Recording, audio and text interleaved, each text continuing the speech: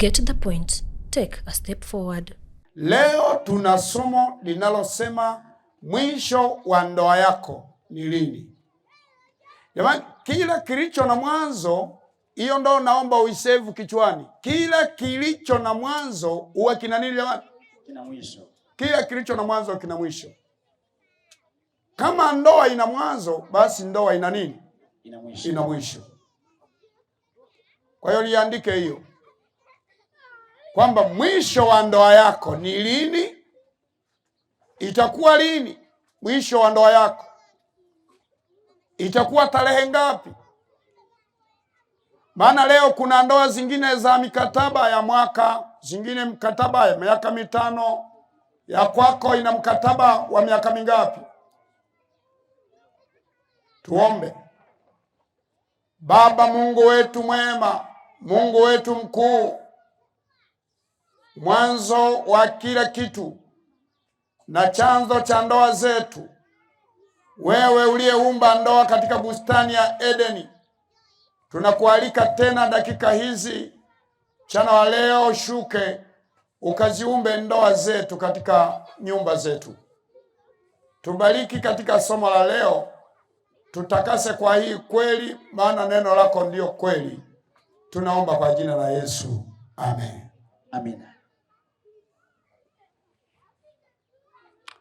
Jana tulijifunza maana ya neno ndoa. Tulijifunza maana ya neno ndoa. Biblia yangu na Biblia yako ikatuambia neno ndoa maana yake ni muunganiko wa watu wangapi? Wawili. Wawili. Wenye jinsia mbili tofauti. Waliofunga mkataba, maana yake walikubaliana kuishi kama mume na mke. Hiyo ndio ndoa. Hiyo ndio neno ndoa. Ni muunganiko. Sasa je, huu muunganiko utakatika lini? Ndio maana somo la leo linasema mwisho wa ndoa yako ni lini. Huu muunganiko utakatika lini? Maana muunganiko, Biblia inasema hivi. Hebu isikilize. Biblia inasema kile kitabu cha Mathayo 19 fungu la 3, ameandika nini? Fungu la 3 Mathayo 19 inasema, basi Mafarisayo wakamwendea wakamjaribu, wakamuuliza Yesu wakimwambia, je, ni halali mtu kumwacha mkewe kwa kila sababu? Ni halali mtu kumwacha mke wake kwa kila sababu? Yaani wanamaanisha kwamba hivi kuna sababu ambazo zinaweza kufanya mume na mke kuachana? Akajibu. Yesu akajibu. Akawaambia. Aliwaambiaje? Hamkusoma ya kwamba yeye aliyeumba mwanzo, yeye aliyewaumba mwanzo aliwaumba mtu mume na mtu mke? Aliumba mtu mume na mtu mke. Akasema. Alisemaje? Kwa sababu hiyo, na kwa sababu hiyo mtu atamwacha babaye na mamaye, ataambatana na mkewe. Endelea. Na hawa wawili watakuwa mwili mmoja. Huo ndio muunganiko wa ndoa. Anasema ya kwamba kila mtu atamwacha baba yake, atamwacha mama yake, nao wataambatana na mkewe. Isome Biblia yako vizuri. Haijaandikwa wataambatana na wakeze. Ndani ya Biblia hilo neno halipo, wala ndani ya Biblia, wala ndani ya Qur'ani. Kile kitabu cha Qur'ani kimeandikwa hivi. Hebu isikilize vizuri Qur'ani nayo. Maana Biblia na Qur'ani zinakubaliana. Shida watu hatutaki kusoma vitabu. Qur'ani na Biblia vinakubaliana. Biblia inasema Mungu aliumba mume na mke, akawaambia waambatane. Na Qur'ani inakubali, inasema hivi 75 fungu la 39. Bismillahirrahmanirrahim. Aya inasema, kisha akamfanya namna mbili. Kisha akafanya namna ngapi? Namna mbili. Mwanaume akamfanya mwanaume na mwanamke. Akamuumba nani? Na mwanamke. Aliumba watu wangapi jamani? Wawili. akamuumba mwanaume, akamuumba mwanamke. Yesu anasema kisha kila mtu atamwacha baba yake na mama yake, nao wataambatana na mkewe, na hawa wawili watakuwa mwili mungapi jamani? Mmoja. Tumerudi kwenye Mathayo 19. Lile fungu la 4 ameandika hivi. Akajibu akamwambia, hamkusoma ya kwamba yeye aliyeumba mwanzo aliumba mtu mume na mtu mke? Akasema, kwa sababu hiyo mtu atamwacha baba yake na mama yake, ataambatana na mke wake. Na hao wangapi? Wawili hao watakuwa mwili mmoja. Endelea. Hata wamekuwa si wawili tena, bali wameunganika mwili mmoja. Wamekuwa mwili mngapi? Mwili mmoja. Endelea. Basi aliyounganisha Mungu. Aliyounganisha nani? Mungu. Aliyounganisha nani? Mungu. Maliza. Mwanadamu asiwatenganishe. Bwana asifiwe. Amina. Mwanadamu asiwafanye nini jamani? Asiwatenganishe. Kumbuka somo linauliza, je, mwisho wa ndoa yako ni lini? Mwisho wa ndoa yako itakuwa lini? Na hapa Biblia imeandikwa hivi, watu wakiisha kuoana wameunganika kuwa kitu kingapi? Kimoja. Sasa waachaneje ili wawe wawili tena, ili wawe tofauti tena? Maana Yesu anaandika hawa si wawili tena, bali wamekuwa mwili mngapi? Mmoja. Na wale waliounganishwa na Mungu, hiyo ndio iweke hiyo, save kichwani hiyo. Wale waliounganishwa na Mungu, mwanadamu asiwafanye nini jamani? Asiwatenganishe. Hebu isikize fungu la 7, ameandika hivi. Wakamuuliza, jinsi gani basi Musa aliamuru kumpa hati ya talaka na kumwacha? Kwa nini? Wakauliza Mafarisayo, wakamuuliza Yesu, kwa nini Musa aliwaruhusu watu wapewe talaka? Yesu alijibuje? Akawaambia, Musa kwa sababu ya ugumu wa mioyo yenu. Basi akawaambia Musa aliwaruhusu kupewa talaka ni kwa sababu tu ya ugumu wa mioyo yenu. Lakini maliza, aliwapa ruhusa kuacha wake zenu. Akawapa ruhusa kuacha wake zenu. Lakini tangu mwanzo haikuwa hivyo. Tangu lini? Tangu mwanzo haikuwa hivi. Ni marufuku kuachana. Na hii ndio naomba sasa uiweke kichwani vizuri hiyo. Save hiyo. Unapoolewa umeolewa. Na unapooa umefanya nini jamani? Umeoa. Na ndio maana katika kuoa, kesho nitakuwa na somo hilo la uchaguzi wa mchumba bora. Katika kuoa ni afadhali ukosee kuvaa nguo. Valia hata sketi kichwani, watakwambia haivaliwi hivyo. Badilisha. Geuza hata kiatu cha kulia ukivalia kushoto. Kosea kuvaa viatu, kosea kuvaa nguo, usikosee kuoa. Usikosee kuolewa. Kosea njia, watu watakwambia hiyo sio yenyewe. Badilisha mwelekeo. Lakini ukikosea kuoa, ukakosea kuolewa, umekosea jumla. Kwa habari ya kuoa na kuolewa hatubadilishi. Mwanamke sio nguo wala sio kiatu. Hatubadilishi. Mwanaume sio nguo wala sio kiatu. Hatubadilishi. Ukiolewa umefanya nini jamani? Umeolewa. Ukiingia ndani ya ndoa, kuna watu wanalia kuingia ndani ya ndoa, lakini kuna wengine mpaka dakika inavyoongea na wewe wanalilia kutoka. Ni vigumu kutoka. Na ukiingia umeingia, kutoka hakuna. Na ndio maana somo la leo linasema mwisho wa ndoa yako itakuwa lini? Biblia imeandikaje? Kile kitabu cha Warumi 7 fungu la 1 na la 2 ameandika hivi. Warumi 7 fungu la 1 na la 2 nasema. Ameandika hivi. Ndugu zangu. Hamjui maana nasema na hao waijuao sheria. Ninaongea na watu wanaoijua sheria. Ya kuwa Torati humtawala mtu wakati wakati anapokuwa yu hai. Sheria inamtawala mtu anapokuwepo bado yu hai. Kwa maana mwanamke aliye na mwanaume aliyeolewa amefungwa na sheria kwa yule mume wakati anapokuwa yu hai. Atafungwa na sheria kwa mume wake wakati wakiwa nini? Hai. Sikia hiyo vizuri hiyo. Baada ya kifa. Ila mmoja akifa, yule mume, mmoja akifa, amefunguliwa ile sheria ya mume. Atakuwa amefanya nini? Amefunguliwa. Bwana Yesu asifiwe. Amina. Atakuwa amefunguliwa. Kumbe mwisho wa ndoa yangu, mwisho wa ndoa yako ni kifo. Sio makofi. Pigwa upigwavyo, lia uliavyo, hakuna kutoka ndani ya ndoa. Hakuna sababu ambayo kwamba ikutoe kwenye ndoa. Ukiingia, umefanya nini jamani? Umeingia. Ninapenda unisikilize vizuri popote unaponitazama hapo. Niangalie vizuri halafu sikie neno linatoka kwa nani. Kama ulikuwa na mpango wa kumwacha huyo mama, badilisha agenda. Amina. Badilisha mwelekeo.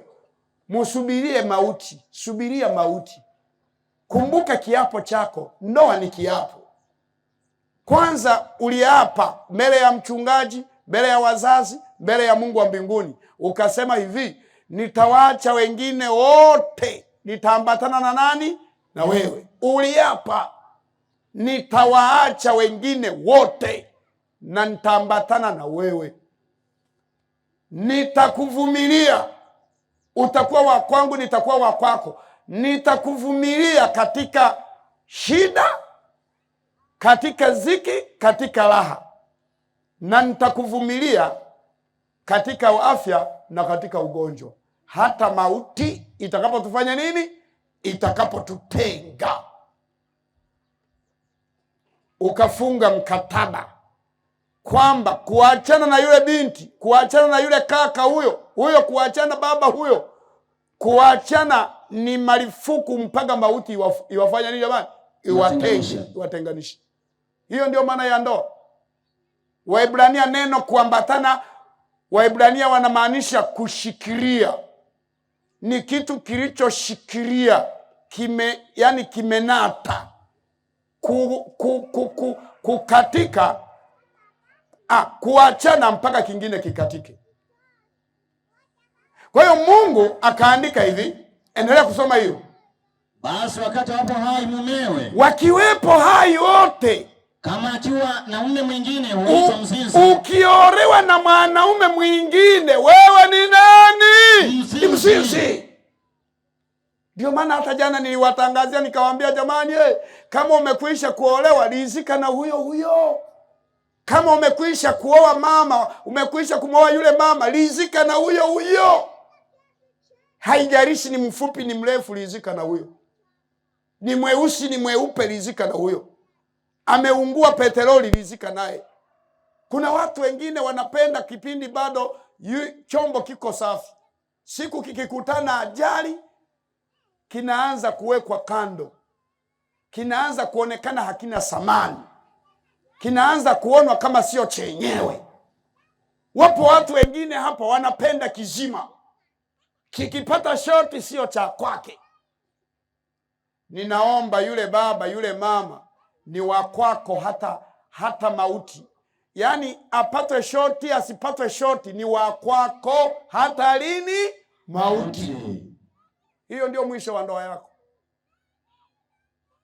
Apatwe ajali, asipatwe ajali. Aungue umeme, asiungue umeme, ni wa kwako. Kinachoitenga ndoa yako, kinachoiairisha ndoa yako ni mazishi. Kwa hiyo kama yule baba alishakusumbua sana, ombea mazishi yake yawahi. Na ukiombea ya mume wako yawahi, ubao wangu unageukaga. Hilo ombi usiwe nalo. Unaweza ukaombea mazishi ya mume wako yawahi, ubao ukageuka. Ya kwako ndio yakafanya nini? Yakawahi. Ni afadhali uombee ya kwako yawahi, ili ubao ugeukie kule upande wa pili. Yesu ameandika, amesema hivi, sikiliza alivyoandika. Kitabu cha Malaki. Soma wewe kijana. 2 fungu la 14. Ameandika hivi. Malaki 2:14 nasema. Na Mungu anasema hivi. Sikiliza hiyo. Lakini ninyi mwasema. Yesu anasemaje? Ni kwa sababu gani? Ni kwa sababu Bwana amekuwa shahidi kati ya wewe na mke wa ujana wako. Nyinyi mnauliza, je, ni kwa sababu gani? Hebu ianzie fungu la 13 watu waielewe vizuri hiyo. Tena mnatenda haya nayo. Mnayatenda hayo nayo. Mnaifunikiza madhabahu ya Bwana kwa machozi. Maana leo watu wanalia. Wanaifunikiza madhabahu ya Bwana kwa machozi. Kwa kulia na kwa kuugua. Wanalia na kuugua. Hata siangalie tena. Endelea. Hata siangalie tena hiyo dhabihu. Wala kuitakabari mikononi mwenu na kuiridhia. Hata asipokee sadaka zenu na kuzilizia. Lakini ninyi mwasema. Nyinyi mnasemaje? Ni kwa sababu gani? Kwa nini? Ni kwa sababu Bwana amekuwa shahidi kati ya wewe. Ni kwa sababu Bwana amekuwa shahidi kati ya wewe na mke wa ujana wako. Na yule mwanamke wa ujana wako. Uliyemtenda mambo ya hiana. Ambaye unamtenda mambo ya nini? Mambo ya hiana. Kuna wanaume leo wanatenda wake zao mambo ya hiana. Machozi yale yanafika madhabahuni pa Mungu. Mungu ni shahidi kwa yale unayomtendea mke wako. Mungu ni shahidi kwa yale unayomtendea mume wako. Vile unavyomnyanyasa mume wako, Mungu ni shahidi. Vile unavyomnyanyasa mke wako, Mungu ni nani jamani? Ni shahidi. Kuna watu wamenyanyasika ndani ya ndoa. Ukweli kama tungelionyeshwa, sikirini hiyo ikionyesha, kila mmoja akaona sikirini ya chumba cha mtu fulani, watu wengine tungeliwalilia kabla hawajafa. Kuna watu wananyanyasika kwenye ndoa, hajali ni wazuri wanatembea mabarabarani. Si kwa wanaume, si kwa wanawake. Hiyo ni pande zote. Wapo wanaume walionyanyasika kwenye ndoa. Acha. Paka mwingine analilia usiku uche haraka. Maana akiingia ndani ya chumba utafikiri ameingia kushonwa. Kama mwanamke kanishika kuwa kacherahani. Kwa kumshona mume wake. Na hakamshoni kwa kinginecho, kanamshona kwa matusi. Baba anapokea matusi ambayo hayana mwanzo, hayana mwisho. Wapo wanawake hapa ni wajuzi wa kutukana. Wajuzi wa kuchangia lesoni za chumbani wala sio za kanisani. Ukikaambia kuchangia lesoni ya kanisani kanakwambia baba endelea tu mwalimu, sina neno. Ila kwa lesoni za chumbani kenyewe ndio karimu na kenyewe ndio katoa nyongeza na kenyewe ndio kauliza maswali. Kanajua. Wapo wanaume wanatukana chumbani mpaka yani amelalia godoro utafikiria amelalia ngozi. Kitanda anakisikia kama kinaniiba. Anaombea usiku uche haraka ingalau aende kwenye vijiwe akamalize mawazo. Wapo wakina baba hapo wamekonda, unaweza kufikiri hana hela. Hela linayo. Fedha anayo, lakini shida ni matusi ya mke wake. Baba hatulii kucha usiku kucha. Kama mama hakasikiki, hakaamiliki. Kakizuiliwa mama tunyamaze basi mama fulani tusinzie jamani tumechoka. Kama mama kanamwambia usinzie ni. Kwani nimekuona wewe ukiongea na wengine mbona uwanyamazishaji? Wengine wakina nani? Kakisogelewa kanapiga pepsi ya nyuma, usinisogele. Wapo wanawake hapa ni hatari, wazuri wamekaa hapo. Ila kiingia chumbani mama, paka unashangaa. Kuna wanaume wamenyanyasika lakini si wanaume, na wanawake wapo wanaonyanyasika, walionyanyasika mpaka ajabu. Na wengine wapo hapa ninavyoongea na wewe hapa, unavyonitazama pale, wengine wako hapo wanaombea waume zao wafe ili angalau awe huru. Usiombe ombi hilo bama. Muombee tu aendelee kubarikiwa, aendelee kuwepo tu. Maana ubao utakugeukia. Yesu akaandika akasema, nimeona machozi ya watu wanaonyanyasika leo nyumbani. Na yeye amekuwa shahidi. Maana ameandika hivi, soma wewe. Uliyemtenda mambo ya hiana. Shahidi wa mambo hayo unayoyatenda. Angao yeye ni mwenzako. Endelea. Na mke wa agano lako. Endelea. Hakuna mtu mmoja aliyetenda hivi. Ambaye alikuwa na ufahamu kidogo. Endelea. Au je, kuna mtu mmoja atafutaye mzao mwenye kumcha Mungu? Kwa hiyo, sikia hiyo. Jihadharini roho zenu. Hiyo ndio naitafuta hiyo. Jihadharini roho zenu. Jihadharini roho zenu. Mtu awaye yote asimtende mke wa ujana wake mambo ya hiana. Bwana asifiwe. Amina. Asimtende mke wa ujana wake mambo ya nini? Mambo ya hiana. Mambo ya hiana. Endelea. Maana mimi nakuchukia kuachana. Yesu anafurahia kuachana mume na mke. Nakuchukia kuachana. Anakuchukia kufanya nini? Kuachana. Aliza. Anasema Bwana Mungu wa Israeli. Basi. Anasema Bwana Mungu wa Israeli. Hafurahii kumwona baba, mama mliokwisha kuona mmeachana. Kwa hiyo mwisho wa ndoa yako, mwisho wa ndoa yangu, mwisho wa ndoa zetu kwa mujibu wa Biblia na Qur'ani ni mauti. Hakuna sababu nyingine ya kumwacha yule mwanaume. Na kama ulikuwa na mpango wa kumpa talaka yule mama, airisha. Mama ulikuwa na mpango wa kupewa talaka na yule baba, afanya nini? Airisha. Talaka sio solution. Zingatia viapo. Na kati ya vitu ambavyo vinapaswa vizingatiwe katika Biblia ni viapo. Uliapa. Na vitu ambavyo Mungu anavijali kabisa katika maneno yote ni viapo na ahadi.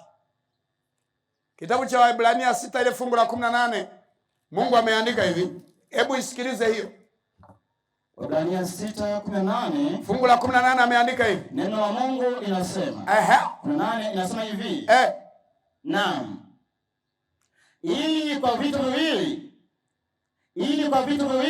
vinavyoweza kubadilika. Hivi vitu viwili ambavyo haviwezi hata kama ni iweje, haviwezi kufanya nini? Kubadilika. Haviwezi kubadilika. Ni vitu gani hivyo? Ambavyo katika hivyo Mungu hawezi kusema uongo. Hawezi akasema uongo. Tupate faraja iliyo imara. Ili kupata faraja iliyo imara, sisi tulikimbilia kuyashika matumaini yale yawekwayo mbele yetu. Ili kukimbilia kuyashika matumaini yaliyo mbele yetu, tulionayo kama nanga ya roho, ambayo tunayo sisi kama nanga ya nini? Ya roho. Vitu visivyoweza kubadilika, vitu viwili visivyoweza kufanya nini jamani? Kubadilika. Na Mungu hawezi akasema uongo kwa vitu hivyo. Hebu soma fungu la 17 wewe.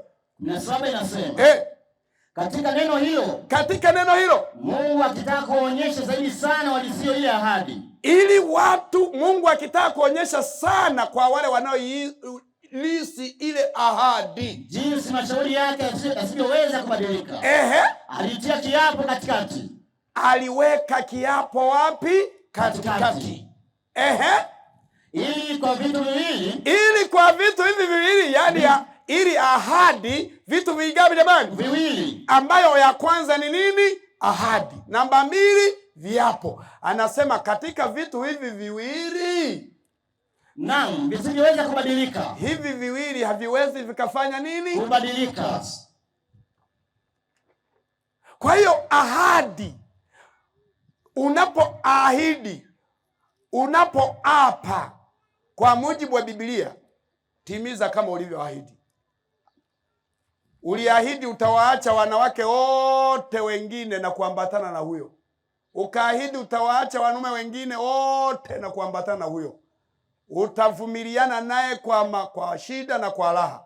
Utavumiliana naye kwa afya na kwa ugonjwa. Hata mauti itakapokufanya nini? Itakapokutenga.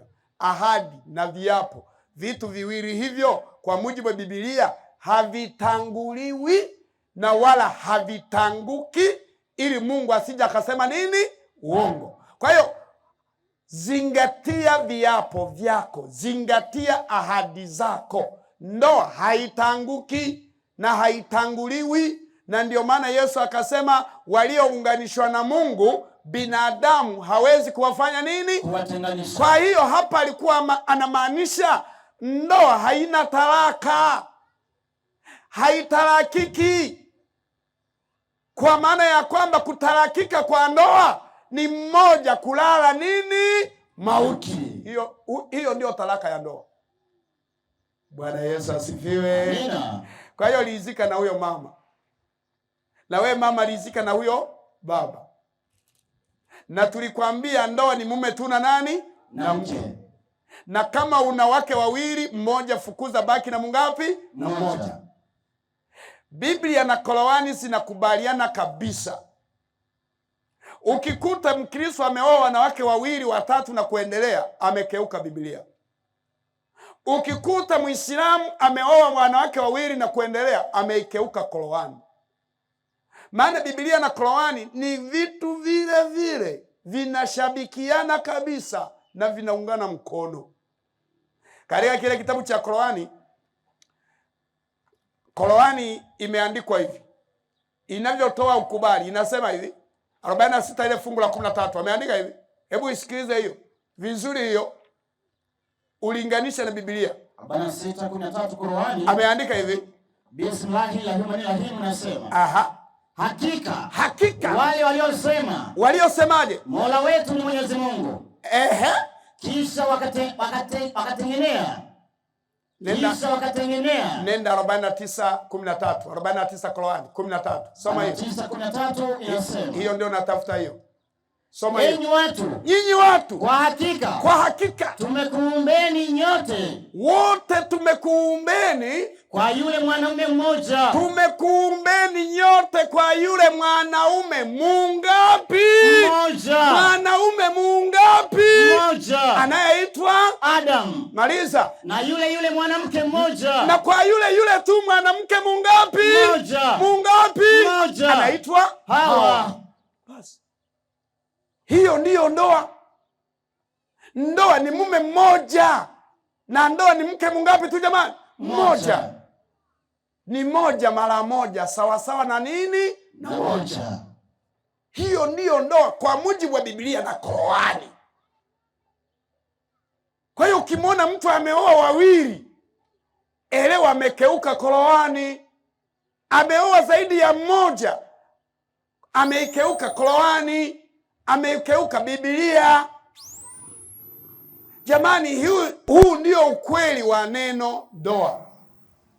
Na ndoa haiachaniki, ndoa haichaniki, ndoa haitarakiki. Ndoa ni mwanzo na mwisho ni nini? Ni mauti. Kinachotenga ndoa yangu, kinachotenga ndoa yako, mwisho wa ndoa yangu, mwisho wa ndoa yako ni nini jamani? Ni mauti. Hiyo ndio naomba uisevu hiyo. Sevu kichwani hiyo. Kwa hiyo kubali kuteseka mpaka mwisho ifike. Mwisho wa ndoa yako ufike. Kubali kunyanyasika, omba Mungu aingilie kati. Maana Yesu anasema lolote tutakalo liomba kwa jina lake Baba atalifanya. Kwa hiyo kama mbaba yule amekuhangaisha, piga magoti, magoti atatoa majibu. Kama yule mama amekuwa shida, amekuwa miiba katika nyumba yako, piga magoti, Yesu ambadilishe. Amina. Hatubadilishi kwa fimbo, hatuwabadilishi kwa makofi, hatuwabadilishi kwa kupiga, kwa matusi, tunawabadilisha kwa maombi. Amina. Anayeweza kubadilisha ndoa yako iwe salama ni Kristo. Amina. Maana yeye aliandika hivi, sikiliza hii 14. Yohana 14 fungu la 13. 14 aya 13 Yohana inasema. Ameandika hivi. Nanyi mkiomba lolote. Nanyi mkiomba neno lolote. Mkiomba lolote. Kwa jina langu. Kwa jina la Yesu. Yesu atalifanya. Ili Baba atukuzwe ndani ya Mwana. Bwana asifiwe. Amina. Baba yangu, mama yangu, popote unakoniangalia, unaponitazama, wengine mnaotufuatilia kwa njia ya YouTube, ninawaombea pale mlipo. Yesu asaidie ndoa zenu. Amina. Omba Yesu asaidie ndoa yako. Saidia ndoa yako. Yaani hakuna kinachobadilisha ndoa isipokuwa ni Kristo. Amina. Hakuna kitakachombadilisha yule baba. Kama ni muhuni, baba haeleweki, piga magoti, Yesu ambadilishe. Amina. Baba ni mnyanyasaji, mama ni mnyanyasaji, piga magoti, Yesu amfanye nini jamani? Ambadilishe. Katika kitabu cha Yohana 15, lile fungu la 4 ameandika hivi na la 5. Neno la Mungu linasema. Kaeni ndani yangu. Kaeni ndani ya Yesu. Nani ndani na yeye atakaa ndani yenu. Kama vile tawi lisivyoweza kuzaa likiwa peke yake, lisipokaa ndani ya mzabibu, bila kukaa ndani ya shina, kadhalika na nyinyi msipokaa ndani yangu. Bila kukaa ndani ya Kristo hakuna la kufanikisha. Mimi ni mzabibu, yeye ni mzabibu, ninyi ni matawi. Sikiliza hiyo. Akae ndani yake, anayekaa ndani yake. Akae ndani yangu, sikia, nami ndani yake, huyo uzaa sana. Endelea. Maana pasipo mimi, rudia hiyo. Maana pasipo mimi, maana pasipo yeye, ninyi hamuwezi kufanya neno lolote. Sisi hatuwezi kufanikisha neno lolote. Maliza. Mtu asipokaa ndani yangu, mtu asipokaa ndani ya Kristo, utupwa nje kama tawi. Endelea. Watu yakusanya na kuyatupa motoni. Endelea. Ninyi mkikaa ndani yangu, tukikaa ndani yake, na maneno yangu yakikaa ndani yenu, na maneno yake yakikaa ndani yetu, ombeni mtakalo lote, nanyi mtatendewa. Bwana asifiwe. Amina. Ombeni mtakalo lolote, Bwana atawatendea. Amina. Kama yule baba ameshindikana, mpeleke kwa Yesu. Amina. Mama yule ameshindikana, mlete kwa nani? Kwa Yesu. Kwa Yesu. Yesu ndiyo anabadilisha. Amina. Na ndiyo maana ya mahubiri kuwepo hapa Mwanzugi. Ndiyo maana tumekuwepo hapa wiki mbili na tutakuwepo wiki mbili kwa ajili ya watu wa Mwanzugi. Yesu amekuja kutengeneza ndoa zilizoharibika. Amina. Amekuja kutengeneza maisha ya mwanadamu yaliyoharibika. Amina. Na yanatengenezwa kwa neno la nani? Ya Mungu. Kama baba ameshindikana, mlete kwa Yesu. Amina. Lakini habari ya talaka, rafiki yangu, baba, mama, ndoa yangu mwisho wake ni nini? Ni mauti. Mwisho wa ndoa yako ni mauti. Kitabu kile cha Wakorinto wa kwanza 10, Wakorinto wa kwanza 7 fungu la 10 ameandika hivi. Wakorinto wa kwanza 7 aya 10, neno la Mungu fungu la 10 na 11 ameandika hivi. Lakini wale waliokwisha kuoana, wale waliokwisha kuoana na waagiza, wanaagizwa. Wala hapo si mimi, yani hapo sio Paulo, ila Bwana, ila anaagiza Bwana, mwanamke asiachane na mumewe. Asiachane na nani? Asiachane na mume wake. Lakini ikiwa ameachana naye na akaya asiolewe, basi akubali kukaa bila kufanya nini? Bila kuolewa. Endelea. Au apatane na mumewe, warudiane tena. Mume asimwache mkewe, na wala mwanaume na yeye asimwache mkewe. Hakuna kuachana. Mwisho wa ndoa yangu na mwisho wa ndoa yako ni kufa. Ukikubali kujitotoa kwenye ndoa, kaa bila kuolewa. Ukikubali kumwacha yule bama yule, kaa bila kuoa. Amina. Subiria mauti. Yani kaa bila kuolewa mpaka mauti itoke. Kama hilo haliwezi na kama hilo haliwezekani, Biblia inasema pataneni tena, rudianeni tena, mpatane. Habari ya kwamba eti uolewe na mke mwingine, ukiolewa umefanya nini wewe? Umezini. Umelisoma ile fungu la 11? Naam. Ukioa umezini. Mathayo 5:32 soma. 5:32. Mathayo 5:32. Neno la Mungu linasema. Lakini mimi nawaambia. Yesu anasemaje? Kila mtu amwachaye mkewe. Kila mtu anayemwacha mke wake. Kila mtu amwachaye mkewe. Anayemwacha mke wake. Isipokuwa kwa habari ya uasherati. Isipokuwa kwa habari ya kushika uzinzi. Amfanya kuwa mzinzi. Anamfanya kuwa mzinzi. Na mtu akimwoa yule aliyeachwa. Na yoyote atakayemwoa mwanamke aliyeachwa, azini. Na yeye ni mzinzi. Kwa hiyo mwanamke akiachwa, wewe baba usimtembelee. Nawaambia nyinyi wanaume mnaotembelea wanawake walioachwa. Yaani akiachwa muache na wewe. Mpite kando. Na yule mwanaume aliyeachwa na mwanamke, na nyinyi wanawake mnaotembeleaga wanaume hao, mkome kwa jina la Yesu. Amina. Kama amekubali, kama ameamua yeye mwenyewe kumwacha mke wake wa ndoa, mwacheni na nyinyi. Acheni, yani mpiteni kando, acheni kumtembelea. Maana ukiolewa na huyo umezini. Na wewe mama ukiolewa na yule baba umezini. Wote ni wazinzi. Kwa hiyo akiamua kutengana na mke wake au kutengana na mume wake, basi Biblia inasema mwanamke akae bila kuolewa. Mwanaume naye akae bila kufanya nini? Bila kuoa. Paga pale watakaporudiana. Paga pale watakapopatana. Huo ndio ukweli wa Biblia. na hakuna kinginecho na hakuna lugha tofauti na hiyo. Nilikuwa ninakazia somo la jana kwamba ndoa ni mume mmoja na mke mungapi? Mmoja. Hilo ndio nilikuwa nakazia. Nilikuwa naweka udongo. Uwezi ukajenga tu tafali bila kuweka simenti. Hapa nilikuwa naweka simenti hapo. Kwa somo la jana. Kwamba ukiolewa, umeolewa. Ukioa, umefanya nini wewe? Umeoa. Hakuna kutoka mpaka mauti. Mtu mwingine anaweza akasema sasa Yesu si alisema hata ile sababu ya uzinzi nayo yatosha kumwacha mke au mume. Inatosha, lakini haitoshi sana. Maana huyo Yesu ndio aliyesema kwamba ndugu yako akikukosa na akitubu, mfanye nini jamani? Msamehe. Kwa hiyo ile inaweza ikasameheka. Lakini ya kifo ndio yenyewe. Mume wako unaweza ukamkamata ugoni, lakini akakuomba msamaha na mkasameheana. Maisha yakafanya nini? Yakaendelea. Mke wako anaweza ukamkamata uzinzi, akakuomba msamaha. Maana akikuomba msamaha ni sharti umsamehe. Usipomsamehe tena umejifungia kwenda mbinguni. Maana Biblia imeandikwa hivi, kitabu cha Mathayo 6:14 imeandikwa hivi. Neno la Mungu linasema, hebu usikilize hii.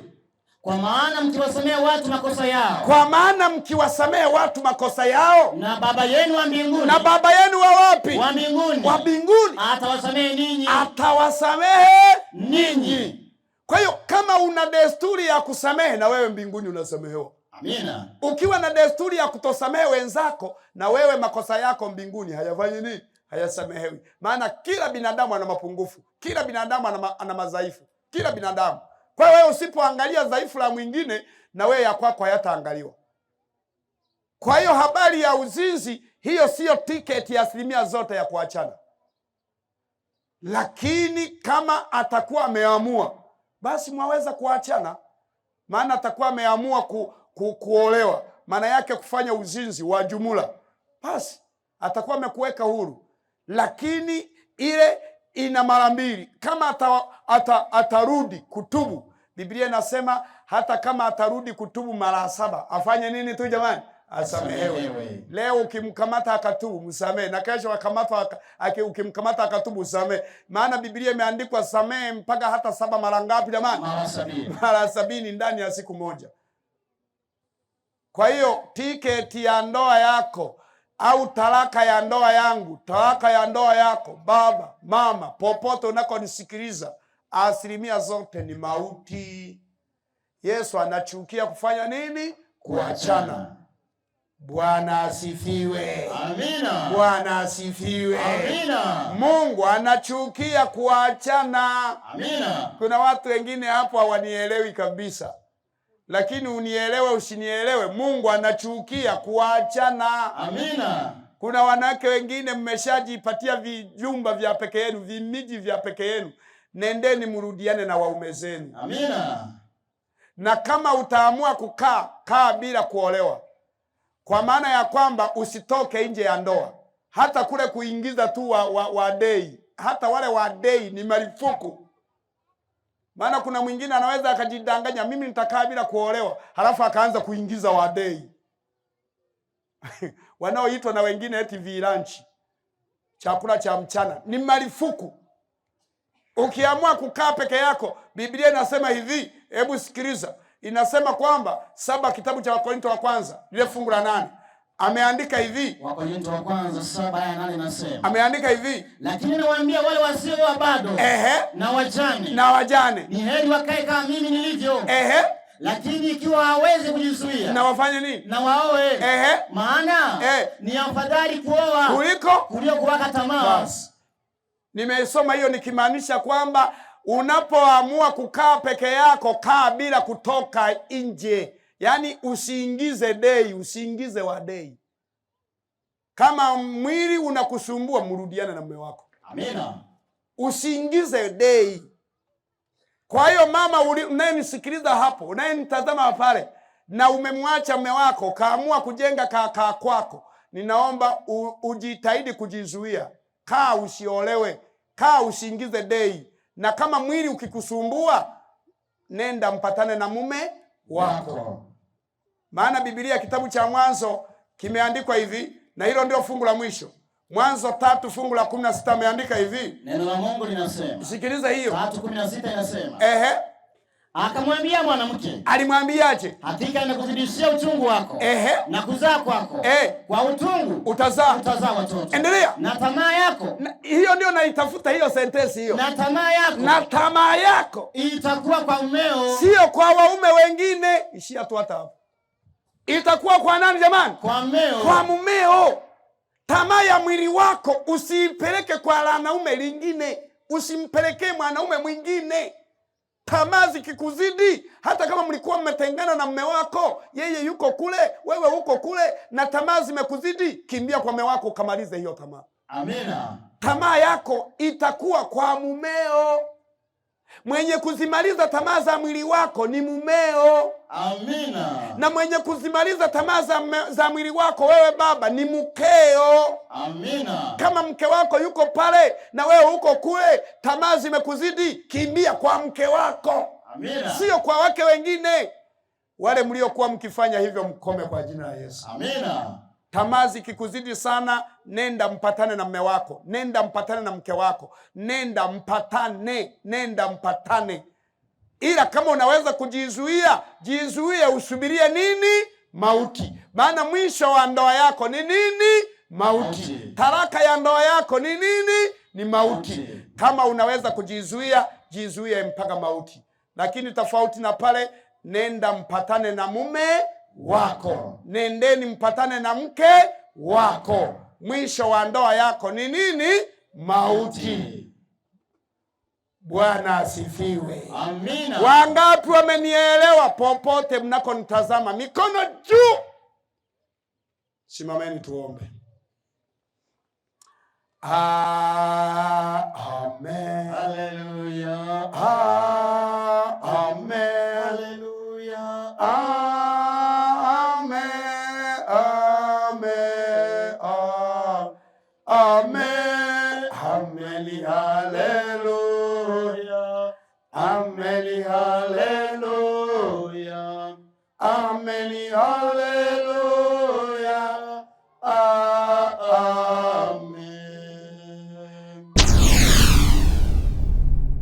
Get the point. Take a step forward.